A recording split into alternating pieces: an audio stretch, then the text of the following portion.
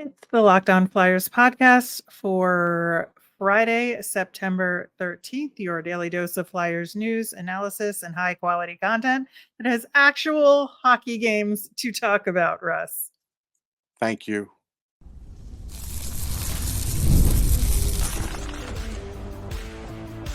You're Locked On Flyers, your daily podcast on the Philadelphia Flyers, part of the Locked On Podcast Network, your team every day. Hey there, and thanks for making Locked On Flyers your first listen every day. I am Rachel Donner. You could find me on Twitter at rmiriam. I'm here, as always, with Russ Cohen, who's on all your favorite social media apps at Sportsology. We are at Locked On Flyers on Instagram, Threads, Blue Sky, and Twitter as well. Today's episode is brought to you by Gametime. Download the Gametime app, create an account, and use the code LOCKEDONNHL for $20 off your first purchase. Terms apply. Download Gametime today. What time is it? Game time. You can find us over on YouTube or on the SiriusXM app or anywhere you listen to podcasts. Subscribe to get our latest episode as soon as it's available here on the Locked On Podcast Network, your team every day. Russ, we have a full weekend of hockey activity to talk about. We'll have some bonus content from rookie camp coming up, and looking forward to a whole bunch of that content for you. In the meantime, we have the rookie series games against the New York Rangers kids. And we talked to Jon Chik of Locked On New York Rangers all about it. We're going to get to that right now. This seems to be turning into an annual event with the New York Rangers and Philadelphia Flyers having the rookie series. We weren't sure it was happening until kind of last minute Yeah, it really year. was. But for the Flyer side of things, happy to welcome Jon Chik from Locked On New York Rangers. And very excited to get some actual hockey games going with players in our team's jerseys, right, Jon? Yeah, absolutely. This has become kind of a fun annual event. I believe this is at least the fourth year that they're doing it. And, it's kind of become a tradition between the Rangers and Flyers to do this every offseason. We're starting our own little tradition here, too. This is at least the second time that we've done a crossover in preparation for this two-game battle between the Ranger rookies and the Flyer rookies. So, yeah, looking forward to the games and looking forward to breaking it down with each of you. So, in terms of the Rangers overall, Jon, what was the feeling when the Rangers season ended, and what were the biggest off-season needs the team had? Yeah, it was tough. I mean, obviously, they made a solid run at it. They start the playoffs 7-0. They sweep the Caps, and things got a little bit dicey against the Canes, but they were able to finish them off. You get that awesome performance by Kreider in Game 6 where he gets the hat trick and leads them all the way back, and they move on. And, I mean, look, I think every Ranger fan everywhere pretty much knew that we were running into a buzzsaw in the Panthers. I mean, they are just such a well-rounded depth, a ton of depth on that team, and no real weaknesses either. And we knew it was going to be a tough one. Rangers got 2-1, obviously. Probably a little fortunate to be up 2-1 rather than down 2-1. But all those games were tight, and the Rangers came up a little bit short. So, it's funny because 2 years before that, when they got to the conference final, everybody was feeling great. After this one, probably not quite as much. But, the good news is that most of the team is still intact, and, they'll bring everybody back next year. There's no reason to think that they won't be once again among the NHL's elite. So I think Ranger fans are getting excited to see this team make another run at it. And as far as, off-season moves, I was hoping for, kind of like a grittier top 6 right wing type player. Instead, they go out, they trade for Riley Smith, who I also like. I think he's got a good chance to open the season with Mika and with Kreider. Did you like him more 3 years ago than now? Because I think that guy would have been the guy. Like now it's like, Yeah, they've it's funny you say that, Russ, because the Rangers have been kind of infatuated with Smith for some time. Even a long time, yeah. Yeah, even when he was with Vegas, they were looking into maybe trying to trade for him. Never materialized until recently. Fine pickup. I think he does make the Rangers a little bit better, but I would have liked a more like kind of a guy that comes in and does some of the dirty work. Guys like somebody like an Anthony Mantha, for example, was signed on a 1-year deal. He could have been had. But, I'll ask both of you basically the same question. Obviously, these two teams are kind of in a little bit of a different situation, but Flyers were knocking on the door last year. They were within an eyelash of making it to the playoffs. What did they do this offseason, and how do you both feel going into next year? Can this be a playoff team? Yeah, I think, there was a lot of uh, disappointment that they didn't hold on to that playoff spot at the end, but I think that disappointment wore off pretty quickly because we all kind of recognize that the team did a hell of a lot better than was expected of them. And you look at so many preseason picks had the Flyers in last place in the division. And so to compete for a playoff spot was, I think, playing with house money to some degree. And so it was basically like, we just got to move forward now. And I think part of the thing about this offseason for the Flyers is that based on how the contract statuses weren't a lot of roster spots available. There's like one or two. So there really wasn't much that the Flyers could do this offseason. And so they generally made small moves. Now, that was obviously before uh, the Mitchkov decision happened. But yeah, Russ, do you think that was the right take in terms of how quickly the disappointment wore off? Yeah, I don't think that was going to be long lasting. I mean, personally, I didn't think they were going to make it. Even going into that last game, I just didn't believe. And so yeah, they took it as far as they could take it. And I don't think the disappointment lasted long. I just think they had the wrong tact in the offseason. They got older.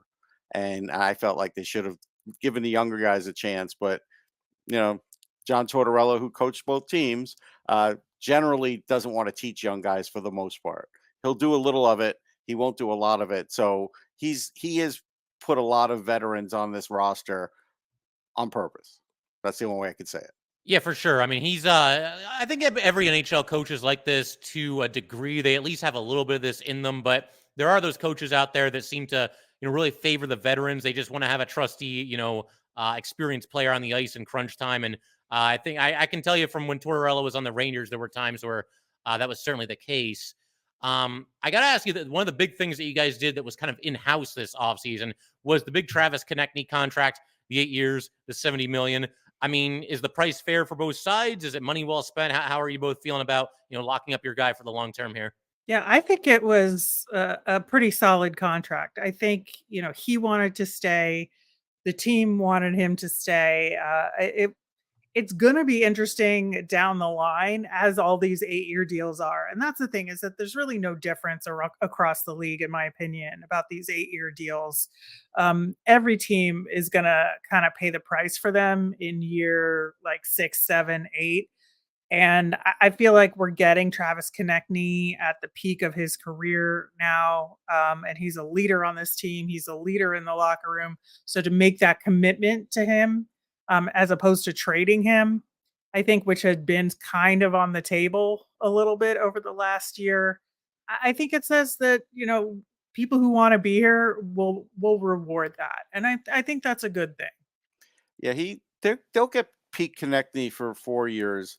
Then there could be some worries that it turns into a Brendan Gallagher kind of contract. And so the timing may not be exactly right for when they really become a perennial all-star team again and where his career is at. That's the tough part of it. Yeah, that makes sense. It's interesting how that goes because, people do kind of fixate on the length of certain contracts. But, if you want to get your guy, whether he's in-house, you want to get him to stay, or you're going out into the free agent pool, you're going to have to probably go a little bit longer with a contract than you otherwise would like. And if you do that, that's a way to at least keep the average annual value in check a little bit and have a couple of different moves you can make to stay underneath the salary cap. But yeah, I mean, the term is always the killer, especially yeah. when, you're giving a guy like his second big contract. Yeah, I'm with you. But, as an opposing fan or whatever you want to call me here, yeah, Konechny with the Flyers. I mean, to me, that looks like a good deal for you guys going forward. Yeah. What do you think the plan is with Capo Caco for the Rangers? Just getting that 1-year deal.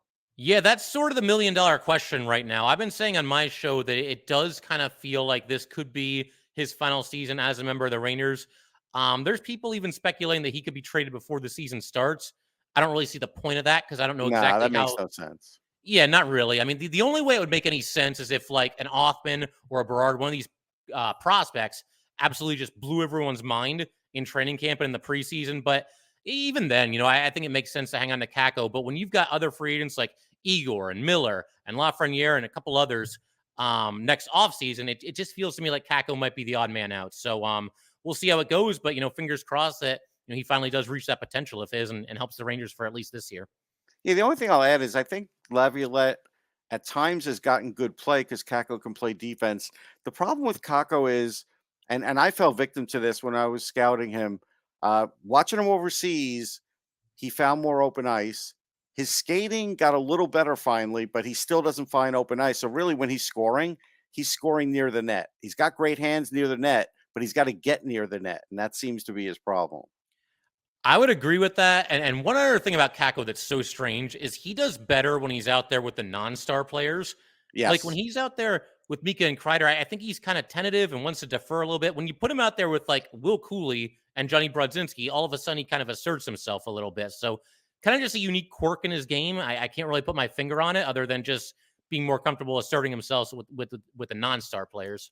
We'll be back with more about this New York Rangers offseason and the prospects to keep an eye on for both teams. We'll do that coming up next.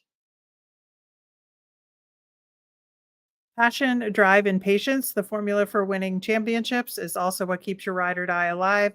eBay Motors has everything you need to maintain your vehicle and level it up to peak performance. Superchargers, roof racks, exhaust kits, LED headlights, and more. Whether you're into speed, power, or style, eBay Motors has you covered. With over 122 million parts for your number one ride or die, you'll always find exactly what you're looking for. And with eBay Guaranteed Fit, your part is guaranteed to fit your ride every time, or your money back. Because with eBay Motors, you're burning rubber, not cash. With all the parts you need at the prices you want, it's easy to make your car the MVP and bring home huge wins. Keep your ride or die alive at ebaymotors.com. Eligible items only. Exclusions apply. eBay Guaranteed Fit only available to U.S. customers. Thanks for making Locked On Flyers your first listen of the day. For your next listen, enjoy the Locked On NHL podcast. Locked On NHL provides you with a national perspective on all things NHL each and every day, with national experts and local insight on every team in the league. You can find me there every Friday. It's available on YouTube, wherever you get your podcasts. Part of the Locked On Podcast Network, your team every day. And now more with Jon Chik of Locked On New York Rangers.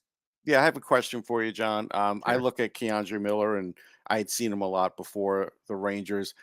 The way I kind of see his play now, unless it changes, the Rangers could be in danger of making a Darnell Nurse kind of mistake with that next contract. Yeah, I mean, it's one of those things. It could kind of go either way. Overall, I do feel like, Keandre Miller, you have to call him a success story with the Rangers thus far. Obviously, a first-round pick. One of 3 first-rounders that year, and the other 2 did not go well at all. So No. maybe that makes me kind of overrate him a little bit. But overall, Miller's been a solid player. And I do think there will be a situation where he's going to, fit in nicely underneath the salary cap. I don't think he's the kind of player that's going to break the bank. But Ryan Lindgren just re-signed on a 1-year deal. He's another player, and I love Lindgren, but I feel like he might be on his way after this season ends, and that'll open up a little bit more space for Miller. So talk about that. I mean, Yeah.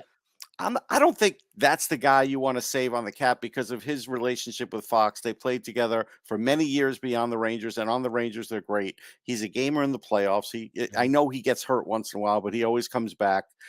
I just think they've walked him to unrestricted free agency. And if they think Miller is a number 2, I think they're going to find out he's not. That, I think, is the potential mistake there. Yeah, it's interesting. It kind of feels like a situation where they might only be able to keep one or the other. And maybe that decision is still being made. Maybe that's going to play out a little bit this season, coming up here, obviously. They did that with Buchnevich, though. It doesn't always have to be that way. But don't you feel like it went that way with Buchnevich? Oh, he's a cap casualty. Meanwhile, look how good he is. Yeah, no, I mean, it was a tough situation with Buchnevich. I didn't like that trade when it happened.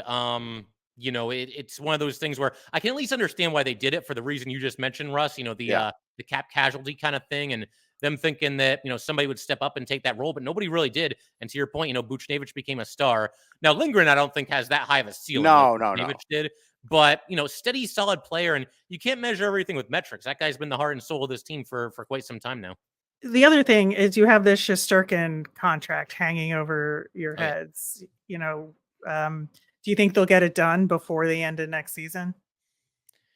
Before the end of next, it's This tough to say. upcoming My season, thing, yeah. I talked about this on my show. If you look at it from Igor's perspective, he really has no incentive to sign a deal right now, unless he just wants to get it done and be comfortable and okay, I'm going to be here. But if he wants to play hardball, I mean, he's Igor. He's had an awesome start to his career. He's going to have another great season, and at that point, he'll be able to talk to 32 teams and not just one.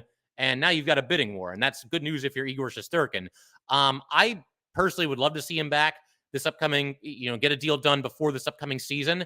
Obviously, he's got one more year left on his deal, but yeah, from his perspective, I think he might opt to play it out a little bit. He What wants would to you be the give him, highest paid though? goalie in the NHL, and I completely understand that. I mean, what would you give him? I think he would get. I think if the Rangers are smart, like you said, before the season starts, come in at 12.5 by 8 and see what he says. Yeah, I think they can use that 8th year in their favor because obviously when you sign somebody from another team, you can only go to 7 years. So Right. give them the 8 years. That to me is a no-brainer. Give them the full no move clause, or at least mostly a full no move Right. clause for most of that deal to sweeten the pot a little bit.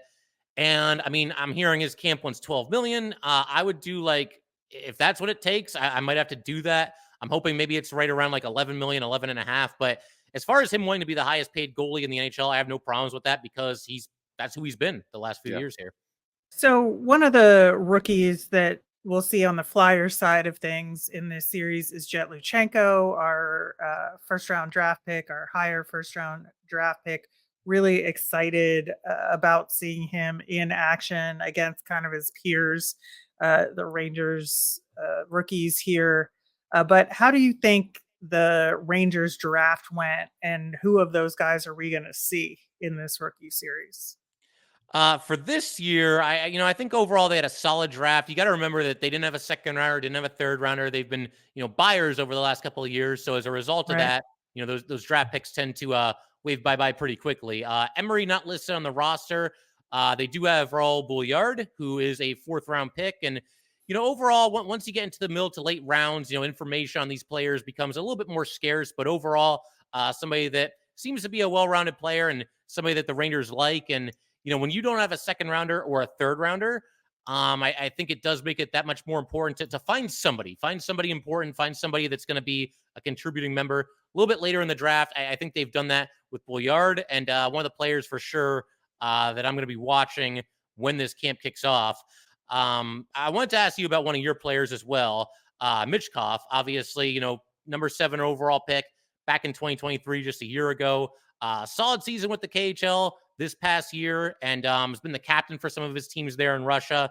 A lot of buzz. What are your thoughts on him? And is he one of the guys that you're definitely looking forward to seeing, in this camp?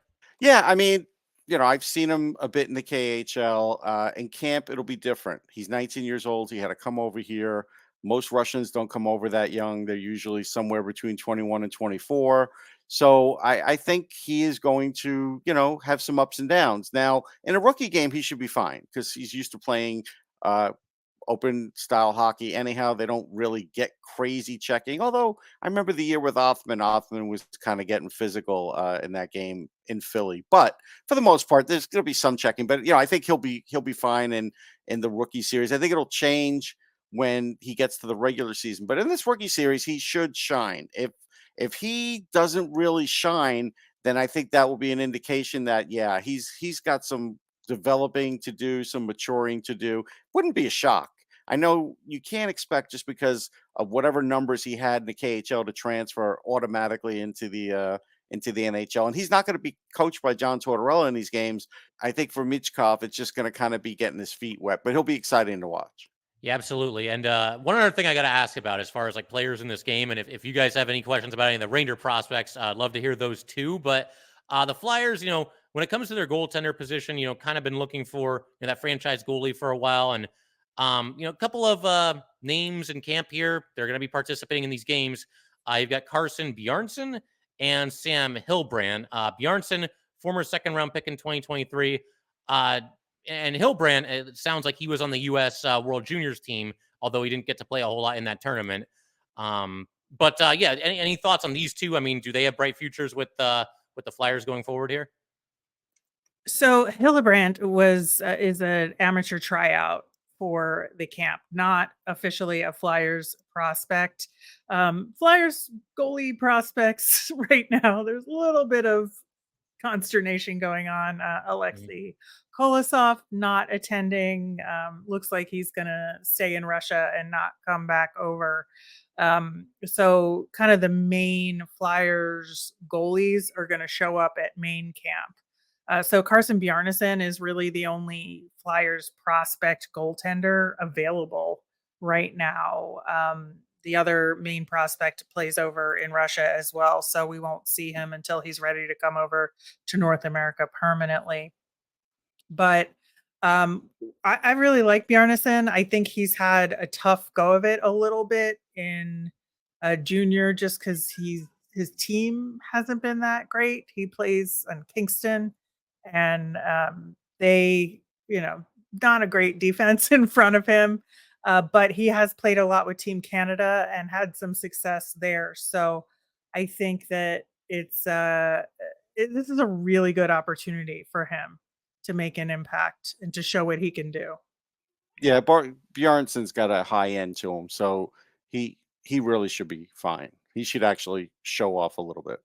My Sound- question for you is with I happen to like Maxime Barbashev. I think he will bang some bodies. So will Othman, obviously. Othman's gonna push Yeah. around some guys, especially he's been in it for a while. But I think Barbashev can do that. What do you like about his game? He's somebody that I don't think he was as heralded as of a draft pick as some of the other guys that are going to be participating in this for the Rangers. If I'm not mistaken, I want to say he went in the 5th round. But yeah, this is somebody that obviously, has decent size and somebody that, throughout his career has been able to produce a solid amount of points and somebody that's a well-rounded player. I don't know that you're going to see his name like in certainly like any top 5 prospect list for the Rangers or probably even top 10, but somebody that I think can go out there and obviously make an impact. We'll see how it goes here. But yeah, I mean that's what's so much fun about these tournaments because we go into these things and we have oh, I want to watch this player, I want to watch that player, and somebody's going to steal the show. There's at least going to be 2 or 3 players on each side that maybe you're not really looking at all that closely, but they're going to come in and they're going to bring it, and they'll see their stock rise considerably in their respective organization. Somebody like Matt Rempe, he played in this Yeah. series, these 2 games a couple of years ago. And Yeah. Even as recently as the middle of this past NHL regular season, nobody was really thinking about Matt Rempe. And then all of a sudden he gets called up. He's getting in all these fights. And honestly, seems to have an inside track to making the opening night roster. So, He yeah, I thinks mean, he it thinks doesn't so. take much. I ran into Rempe a couple weeks ago, interviewed him, Oh, no and way. yeah, That's and cool. he seems to think he does. He talked about his offseason training with the fighting training, but he also I spoke to a lot of his teammates in the last year, and they really spoke highly of him. He is a good skater. He's not going to score a lot of goals, but he could score like 10 goals. We're going to wrap up with Jon and our rookie series preview coming up next. We're driven by the search for better, but when it comes to hiring, the best way to search for a candidate isn't to search at all. Don't search, match with Indeed. Indeed, your matching and hiring platform with over 350 global monthly visitors, according to Indeed data, and a matching engine that helps you find quality candidates fast. One of the things I love about Indeed is that it makes hiring all in one place so easy because you can avoid all that busy work. I use Indeed for scheduling, screening, and messaging so you can connect with candidates faster. And Indeed doesn't just help you hire faster. 93% of employers agree Indeed delivers the highest quality matches compared to other job sites. So, according to a recent survey, leveraging over 140 million qualifications and preferences every day, Indeed's matching engine is constantly learning from your preferences. So the more you use Indeed, the better it gets. And listeners of this show will get a $75 sponsored job credit to get your jobs more visibly at Indeed.com/lockedon. Just go to Indeed.com/lockedon right now and support our show by saying you heard about Indeed on this podcast. That's Indeed.com/lockedon. Terms and conditions apply. Need to hire? You need Indeed. Kind of along the lines of Rempe, they also have Edstrom, who is Yeah. a giant as well. Like, where does he fit into the picture with Rempe being the big guy? Yeah, it's interesting because I actually did. I think it was only like 2 or 3 episodes ago. I was talking about Edstrom a little bit and talking about some of the players to watch in these 2 games here and really throughout all of Rangers camp. But Edstrom was one of the guys that I mentioned, and he sort of became like the forgotten man last year because he actually was called up to the Rangers a little bit before Rempe was. And then the two of them were playing on the same line on the fourth line with Barclay Goodrow. So you talk about like a big, physical, tough It line. was And the of course, biggest line in the Goodrow's league. yeah, right, right. And so yeah, I mean Edstrom, overall he came up, scored a goal or two. I think he scored in his first or second game, if I'm not mistaken, with the Rangers. And somebody that kind of is he was almost the one that started this trend of the Rangers late in drafts just finding giants to draft. And I don't dislike that strategy at all. Because by the time you get to like the 6th round, the 7th round, I mean, look, they have scouts and everything, and I'm sure there's players that they like, but it really does become kind of a dart throw at that point. Well, Hmm. size and strength, that stuff doesn't slump. So it makes sense. And I was talking about on my show, another guy that's in camp here is Dylan Rubrick, who's a center, and he's also 6'7". So at one time or another, I don't think it'll happen this year, but you could have a fourth line of Rubrick starring Edstrom and Rempe. They're all 6'7", well over 200 pounds. I mean, my God, like better keep your head up when those three are on the ice together. Yeah, I don't know if that'll all exactly happen, but it would be fun if it did. It I would. think two guys that actually have to have big games are Adam Sikora and Matthew Robertson, especially Robertson, because there's a spot for him if somebody gets hurt, if somebody Zach Jones maybe doesn't do well. Robertson's next up. I think he has to have a big game. I said the same thing. I feel like of everybody in this camp for the Rangers, the one that probably is under the most pressure to perform well, I mean, the whole camp, but specifically these 2 games when you're, up against some actual opponents, is Matthew Robertson for basically the reasons you just said. He's 23 years old. So look, I mean, he's still getting going. He could still turn out to be a solid NHL player, but he's kind of an enigma right now because, the Rangers over these last couple of years, a player gets hurt or whatever happens, and there's never even any chatter, any discussion of calling him up. And by all accounts, people that go to a lot of Wolfpack games, they've told me that he's sort of just there. He's okay.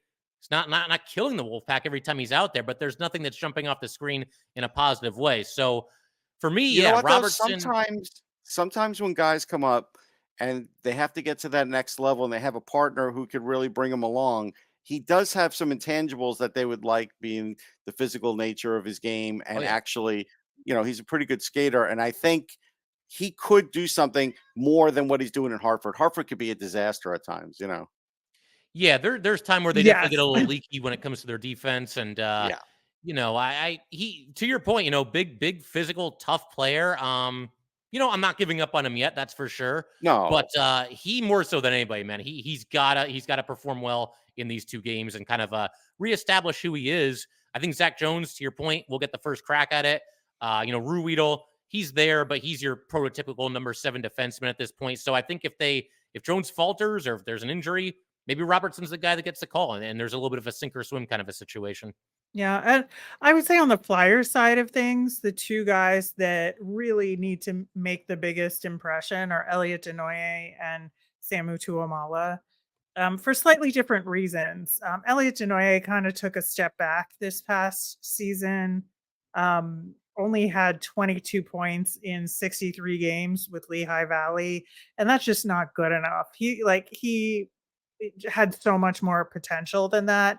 And as kind of now one of the elder statesmen of the rookie camp, he has to take a leadership role and he has to make a huge impression and be a playmaker, get scoring opportunities. And Samu Tuamala had been struggling for a while, but really kind of got back on the horse a little bit this past year and got a little better as the season progressed. And so he just has to show that that wasn't a fluke, that he can continue that into this season and really show that, maybe he's up for a call up maybe mid late season for the Flyers if he can get to that point. And it's got to start early and often at these rookie games.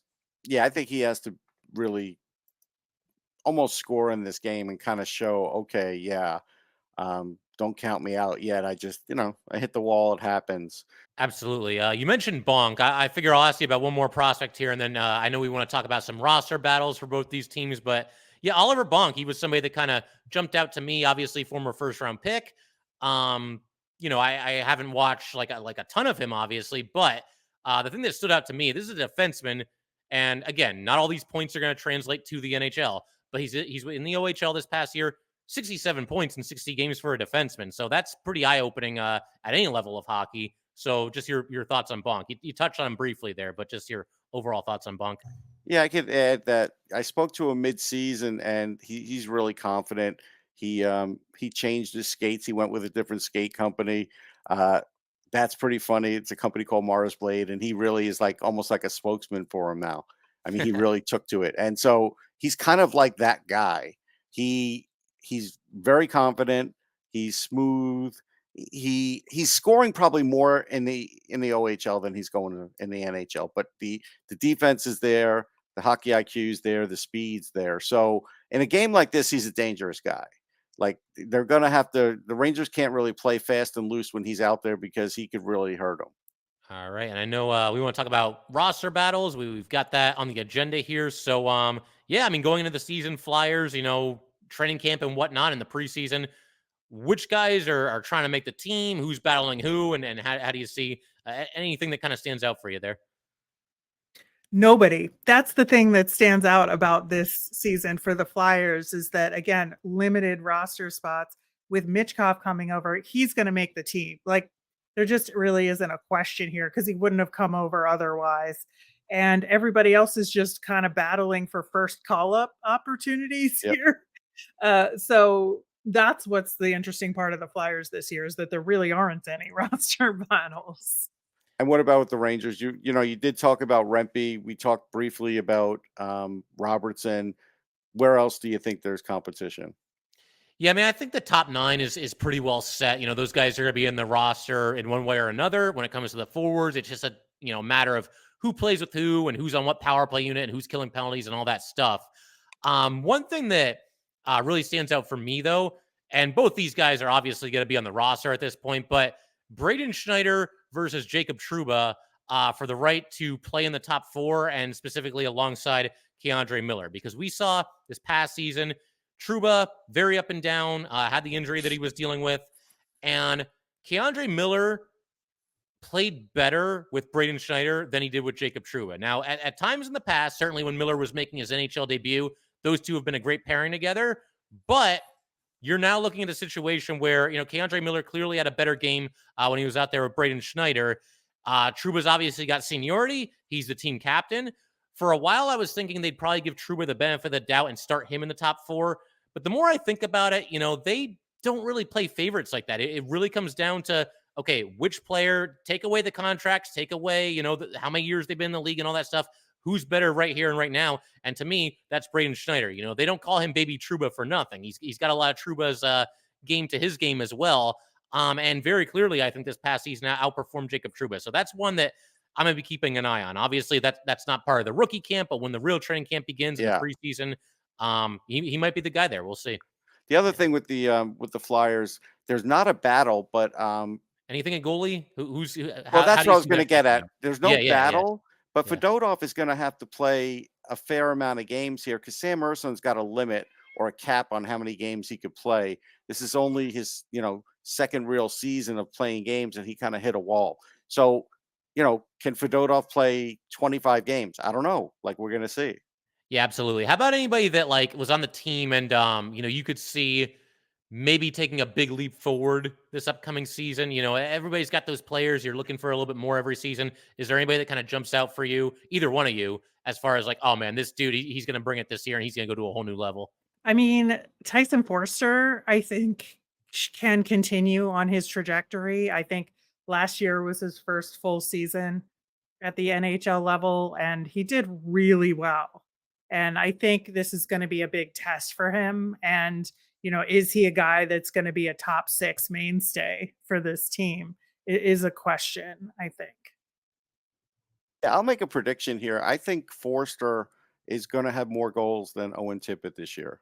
I think because Forster, if he figures it out on the power play, like his feet are a little off. If he figures it out on the power play with that shot, he's able to get better shots off on the power play than Tippett for whatever reason. It shouldn't be that way, but that's the way it's been lately.